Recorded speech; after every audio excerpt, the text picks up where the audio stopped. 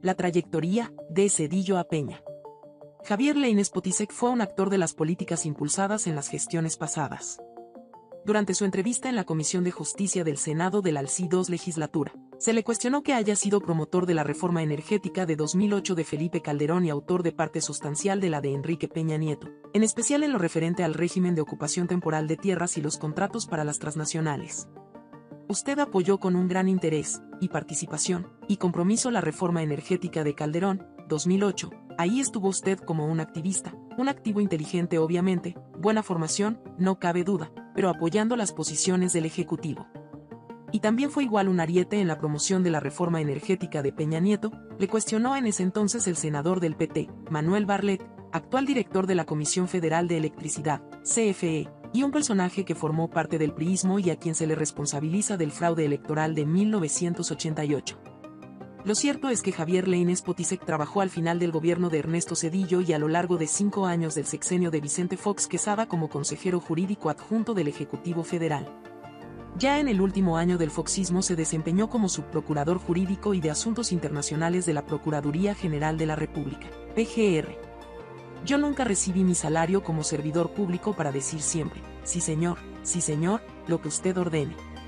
Y no creo que ninguno de mis superiores jerárquicos, yo así lo considero, me haya ratificado, conservado o contratado precisamente para que únicamente hiciera eso. Se defendió el propio Lainez Potisek en el Senado de las voces que cuestionan su independencia. En 2007, ya en el gobierno de Felipe Calderón, fungió de nueva cuenta como consejero jurídico adjunto del Ejecutivo Federal. En 2011, el mismo Calderón lo promovió para desempeñarse como juez ante la Corte Penal Internacional, CPI, no obstante un panel independiente determinó que no estaba calificado para desempeñarse en su puesto. En su calidad de candidato para la lista A, no tiene la experiencia necesaria relevante, ya sea como juez, fiscal o abogado o alguna otra capacidad similar, en procedimientos penales, resolvió en ese entonces el panel, como consignaron en noviembre de 2011 los senadores René Arce Círigo, Carlos Jiménez Macías y José Guadarrama Márquez, quienes mediante un punto de acuerdo solicitaron al gobierno de Calderón retirar la candidatura, algo que ocurrió el 15 de diciembre de ese año. Lainez fue cuestionado por algunos senadores sobre su candidatura malograda.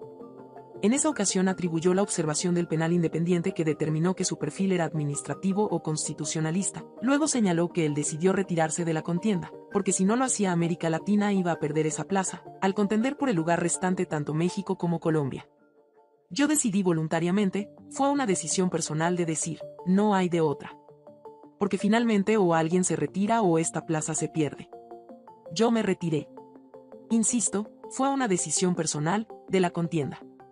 En el gobierno de Enrique Peña Nieto, Lainez Potisek se mantuvo como procurador fiscal de la Federación en la Secretaría de Hacienda y Crédito Público, cuya titularidad a lo largo del sexenio ocupó Luis Videgaray Caso, uno de los hombres de todas las confianzas del presidente. De este lugar, como se señaló en su momento, fue clave para la reforma energética peñista referente al régimen de ocupación temporal de tierras y los contratos para las transnacionales.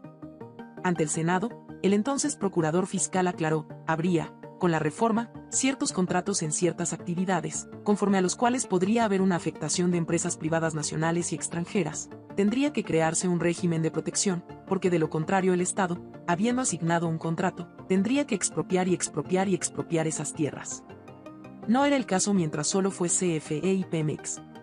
CFE y Pemex procedían entonces y fue lo que yo hice, reunirme con los técnicos de ambas empresas para decirles bueno, y como le hacen ustedes cuando tienen que realizar una afectación, o como un derecho de bien en caso de ser fe o una empresa. Yo no digo, aquí prepárame un proyecto, dando la razón que yo participé en esa ley.